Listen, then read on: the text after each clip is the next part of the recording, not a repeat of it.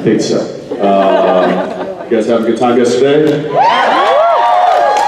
Yeah? What's that? Missed me last night? I was right there. I was watching, enjoying. Listen, I don't want to come out here and steal the show. Wait till today. No, happy to be here. First time here. I don't think I've ever, I know we're not in Detroit, but proximity, I've never been to Detroit. And I still have never been to Detroit. There a lot of Michigan folks here? Yeah. All right. My mother grew up in Michigan, just a little side note, so. She's awesome. It was a little tiny town. It was like southwestern Michigan. What's the funny? Kalamazoo. It was outside of Kalamazoo. Yeah. That's all I got. That's it. Right. Thank you very much. No, let's take some questions. You guys, all right, right there. Hi. We gotta get a mic for you so I can hear you, they can hear you, and you can hear you. Hi. Hi. My name's Jenna, and my question for you is, would you draw my first tattoo? Wait, I just saw this. Like, didn't somebody do this in a concert? I have no idea. I feel like somebody just did, and it was like a signature or something, and it was, whoever it was like the worst penmanship ever. Like, oh, I don't know if you want to get that tattoo. Why do you want to get a tattoo? Because I like the art and like expressing myself, and Right. you're just beautiful as you are, and anything you do is amazing, so. Yeah, but I'm not a tattoo artist. I know! So I'm going to draw something horrible, and then the tattoo artist is like, I can do way better than this. I don't know who this clown is. Yeah. What's that? The Batman. Do it. Listen, I had to watch a tutorial to learn how to draw that. Listen, bring it up here. I'll come up with something to draw backstage, and we'll get it back to you. But I would encourage you to maybe just use this as inspiration. Thank you, Jen.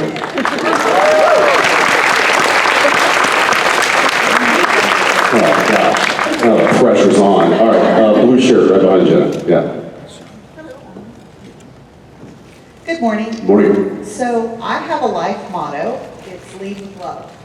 Do you have a life motto? And if you do, what is it? I have a lot of little like sayings and stuff that have stayed with me through the years.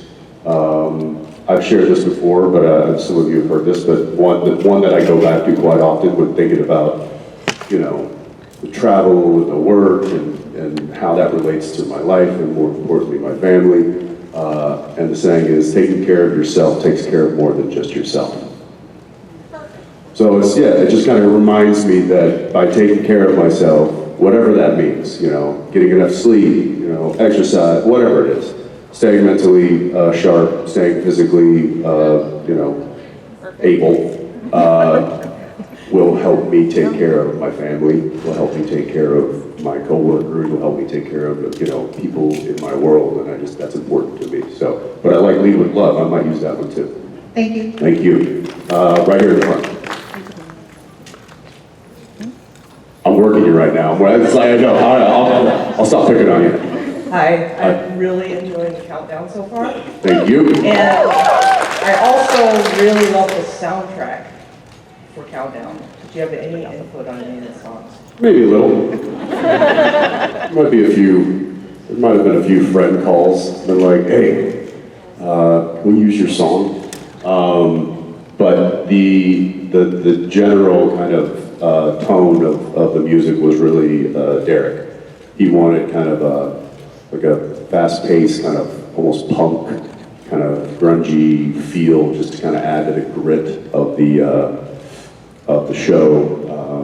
And so, I suggested some songs, and he was like, yeah, I don't think we're not going. I was like, what? Everybody loves Stapleton. What are you talking about? He's like, no, we're going in a different direction. So now that I have an idea of like what kind of music, it makes sense for the show. Now I'm also thinking about it a lot more. So hopefully we get picked up for season 2, and I can have some more influence in the music. But I like it.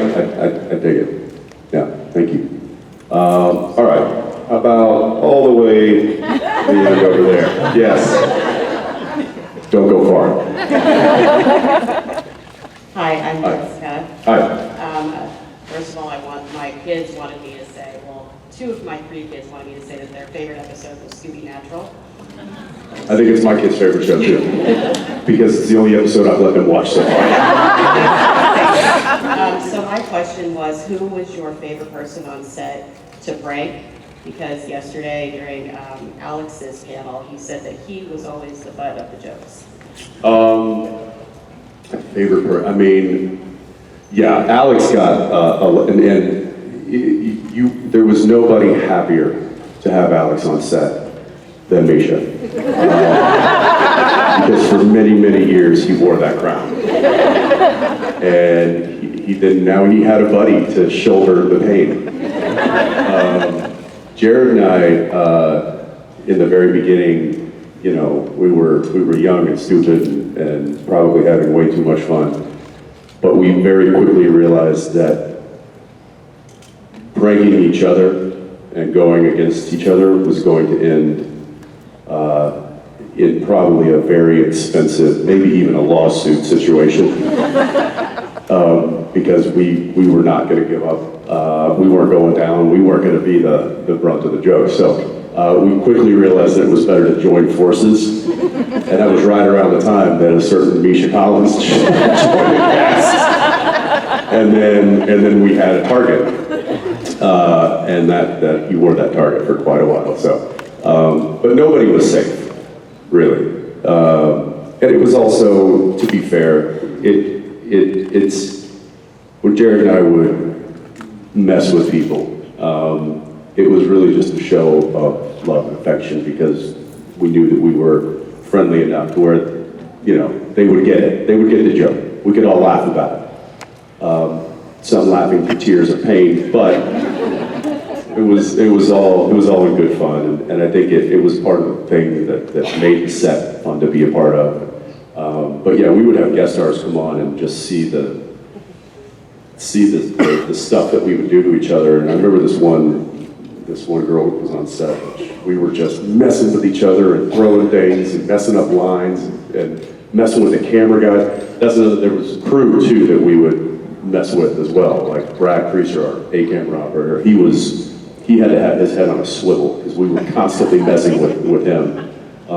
Just before a take, like he'd be on a dolly with, you know, big camera rig, and I would just before action, I'd just go over there and like switch the gears on his camera. So when he would do the wheels that would move the camera up and down, left and right, there's like several different gears. You could do it like really slowly, or if you go real fast. And so I'd just throw him in the third gear and he'd be like, whoa, Jensen! But and this poor girl, at one point, she was like, who are you people? What's happening? This is such an unprofessional set. And I was like, yeah, but it's fun. Yeah, so nobody was really safe on the show. But again, I think that was part of the fun, and one of the reasons why we went 15 seasons. Yeah. What's that? Could you do me a favor? Could I do you a favor? What's that? Could you do that Scooby-Dooby-Doo that you did? Oh, no. It is too early for that mess. I'm not going down that road. Yes, sir. Yeah, there you go. How you doing? Good. I was wondering, what advice would you have for someone looking to get into acting or the industry in general? It's tough because this is not an industry where you know, it's not like business where you go get a degree in finance or business or whatever, then you go apply, maybe get an internship, and then you get a desk job, and then you work your way up. There's no real kind of set ladder in the entertainment industry. People get into it from a wide variety of ways. So I would say, you know, it used to be, like when I started out, you had to really go to Los Angeles. That was the, that was the epicenter of it all. And you need to get into as many rooms as you possibly could and meet as many people. And it's really a game of numbers. It's almost like going to the craps table. It's like you just got to keep rolling the dice. And so with that, I would say that are you local here? Yes. Okay, so getting into any kind of like theater department is one way to go, like doing stage, going to school for it.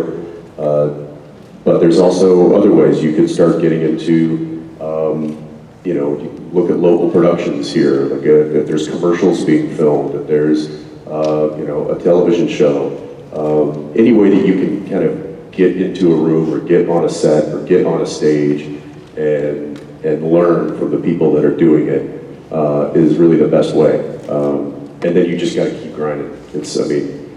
I've been doing it since the late 90s, and I'm still, not struggling, but I'm still like, I know I've got a long way to go. So honestly, you got to get yourself out there. You got to get into rooms. You got to get yourself in front of people that can give you that next step. So I don't know if that helped. Thanks. All right, let's come all the way over front row, tank top. Yep. Hi. So throughout your relationships, throughout your career, you've developed these wonderful dynamics with everyone. But in every relationship there's conflict. So how have you handled the conflicts that have come about, and what have you learned from them? In, like, professionally? Professionally. Good question. Going back to what she said, kind of like, lead with love. I always try to be part of the solution and not part of the problem. I also got to remind myself that what we're doing is not, we're playing make-believe. I don't work in a hospital. I'm not, helping people survive. I'm just entertaining people. So sometimes egos and off-camera drama can kind of inflate itself to like a way that it doesn't necessarily it doesn't need to be this difficult. Like let's remember that we're all here having a good time making entertainment. So I think just kind of keeping that in the back of my head constantly whenever there are issues kind of helps me navigate it with a clearer mind. But also, if there's problems, then you just gotta you either figure it out or cut it out. And I've been on sets where there have been I have butted heads with certain people. If it is worth it to me, then I will invest in trying to figure out how to bridge that gap. If it is not worth it to me, see ya. Life's too short to drag all that stuff with you. So, cut and release is a nice option. But also, trying to put in the energy and put in the effort for an honest solution is always my first attempt. Some people just can't be reached. Some people are just angry folks, and those aren't the people that I like to be around. So, yeah. All right, let's go back over here. How about right here in the front row? See, I told you I was going to make you run again.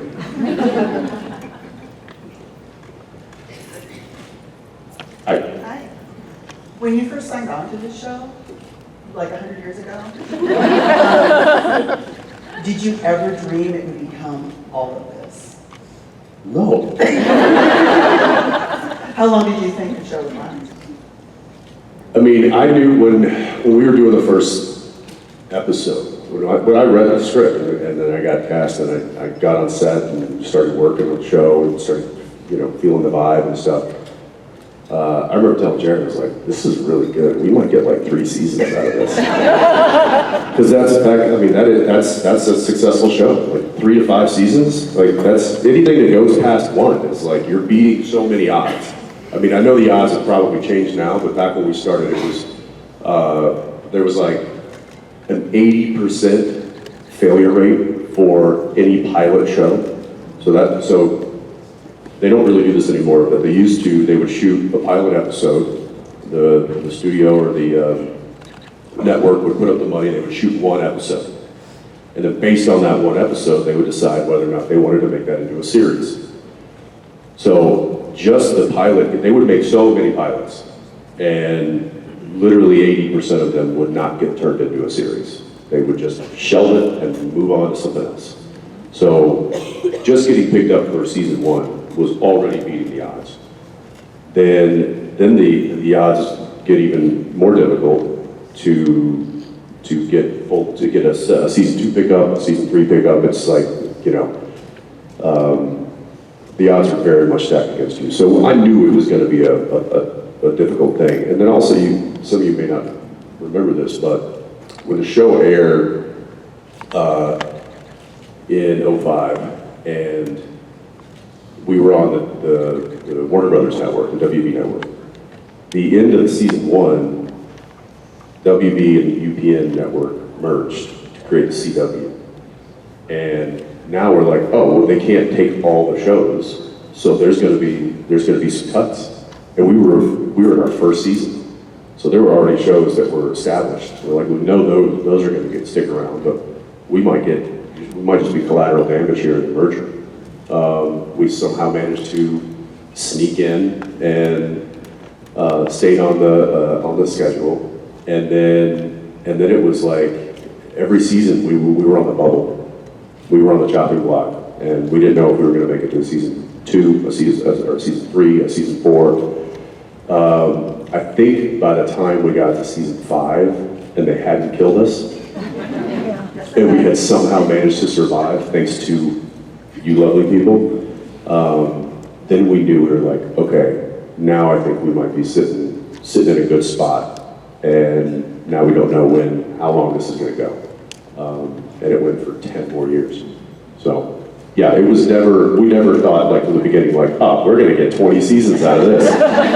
It was a struggle every year for at least the first 5 years. We did not know if we were going to come back. And that's stressful. I mean, I was looking at, I was auditioning for other shows, thinking that I was going to be unemployed. But they just kept coming back, and I'm thankful for it. So. All right, okay. Hi. Hey. I was wondering if there were any artists who inspired you to make music for yourself? Any musicians? Yeah, like musical artists? Yeah, all of them. I'm a huge music fan. I listen to a wide variety of genre music, and I grew up. Music was always in the house. My dad taught me to play guitar, so a lot of my friends were musicians, making music constantly. So yeah, I kind of, I guess, pull, I don't know if inspiration, but more just the excitement of music and making it and doing that stuff from a wide variety of people, young to old music, new music, whatever it is. I tend to just, it's like whatever I'm in the mood for, there's music for that. That's the beautiful thing about it. And so, yeah, there's no one person that I was like, that's who I want to emulate, or that's who I want to copy as far as a career goes. It was just taking inspiration from everything that struck me, and that's, you can look at that in any really art style. I mean, if you're a painter, you'd be like, what painter did inspire you? It's like all of them. They all did. I get something from looking at all kinds of art, whether it's music or art or photography or movies, television, whatever it is. I think you just kind of take it from wherever you can get it. Thank you. Yeah, thanks. All right, going over here, far back there. Yeah, hey. Hi, my question is, what do you miss most about working on Supernatural?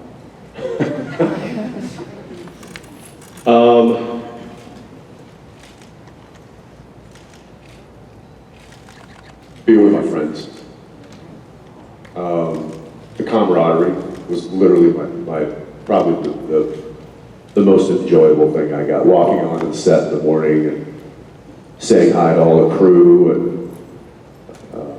just being there with people that you have spent so many hours with, so much time with, and still enjoy each other's company. It's a really awesome thing. And so I miss those faces.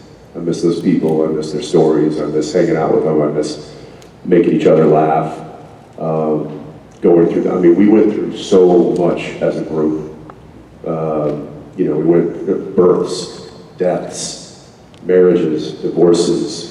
I was just talking about Brad Creaser, his daughter, Colette. She was born, I think, maybe like the first season or something like that. But she would come to set, and she's this like little baby girl.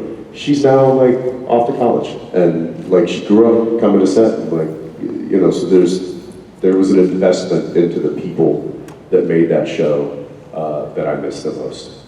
I miss seeing them. Yeah. Thanks. Right here. Right there. Yep. Thank you. Hi. So with Countdown, amazing, love it, brilliant. What was your favourite part of that film? Favorite part of Countdown? Yeah, without obviously any spoilers. Well, not to repeat myself, but honestly, like the chemistry that was established, not just with the cast but with the crew, reminded me a lot of what we had on Supernatural, and so it was our favorite days of filming were when we were at the headquarters, because it means we're all together, and we truly enjoyed hanging out. And none of us, like Jared and I and Misha and like all the Supernatural, we would go to set, we would rehearse a scene, we would block it out, and then there'd be like a 30-40 minute lighting setup. So we would generally go back to our trailers and hang out and get on the phone or watch the TV or run our lines or do whatever, but we kind of mostly go back by ourselves. Every now and again, Jared would knock on my door and be like, "Hey, you want to run this scene?" We're like, "Yeah, come on in." Or you want to just hang out? Sure, yeah, come on in. So with Countdown, we never left the set. We got ready at base camp. We went to set that morning, and we stayed on set the whole time. And so we would go back to our cast chairs and we would just hang out. We would play games. We would play chess. Uli would bring up. We played Jeopardy together, and he was. I can't wait for you guys to meet him. He's awesome. Very sneaky, funny. But there was just a camaraderie that happened so quickly and lasted throughout the entire season that was just really fun. So that's kind of like the inside baseball of what I love about the show right now. As far as like from a filming standpoint, we had a lot of fun days, and I got to do a lot of fun stuff. We saw it in the trailer, the jumping from the caravan to the truck and stuff. Like I got to do that. That was a lot of fun. They had full disclosure, my stunt double did the one where the truck was actually moving. They wouldn't let me do that. But, so the way that we recreated that for me was they put the whole trailer and the truck on a gimbal. So the whole thing was moving like this. And then they set up these Ritter fans, they're giant, like airplane propellers. And two of them, one, if I'm facing this way, it was like one here, just throwing as much wind as possible at me, and then I had a wire on my back, so I'm up on the thing. They're like, "Okay, start the gimbal." So the truck starts, the whole thing starts rocking. The wind goes up. I can't hear anything. There was a rock that got into one of the things, just shot right me. I felt like I got shot in the shoulder. I was like, "Who's shooting at me?" And then it was 3, 2, 1 jump, and they had like a pad in the back of the truck, so I got to do that a few times. I mean, that's just fun stuff. I'm just a kid up there having a good time. Like, I get to do this for a living. This is awesome. That's another way to get into the industry. Stunts. I don't know how good at fighting you are or going through a wall, but there's a lot of, you know, stunt guys they're a special breed though, those guys. And I respect the hell out of them. But that was a fun day, doing that whole sequence. You know, a lot of the action stuff was just fun. But then also, you know, some of the scene work was really a good time. You know, Derek was, unlike other showrunners that I've worked with, he is not precious about the words and stuff. He's like, you know, get it as scripted for a take or two, and then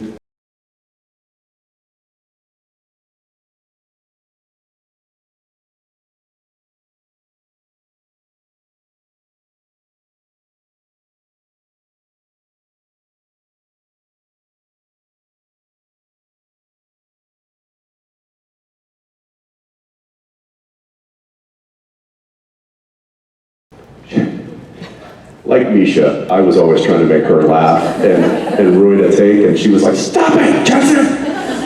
Like, what? All right. But it was a lot of fun. So yeah, I really, fingers crossed, we get to do all of that again, because I had a great time doing it. Just to say it was a number 3 in the UK. It's number 3 in the UK. Well, let's go to number 1. All right. How about, yes, sir. In the hood there.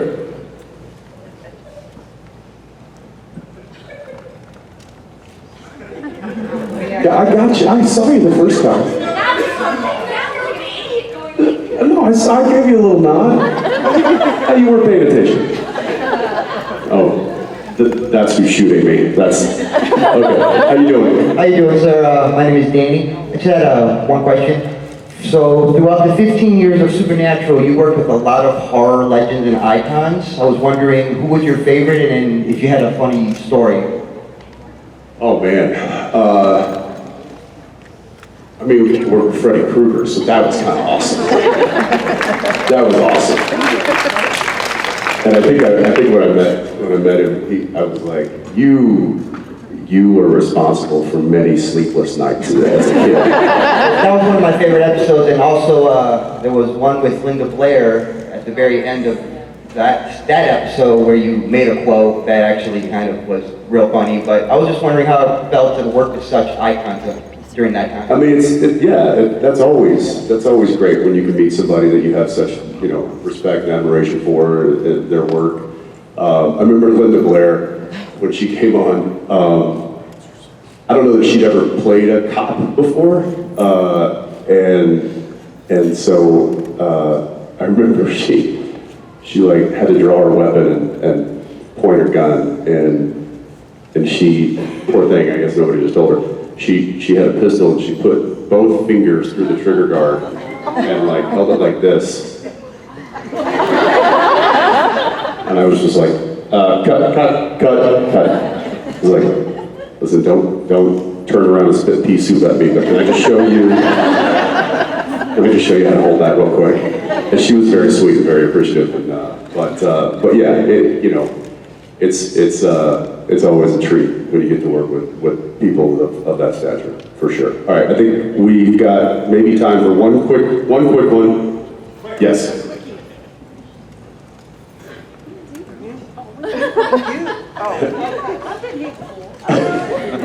She knows the drill.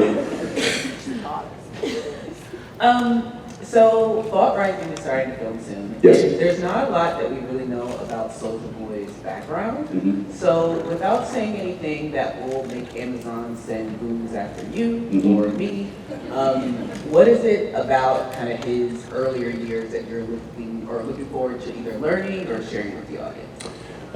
It will be certainly looking at the world, the Vault world, through a different lens, because this is the genesis of it all. So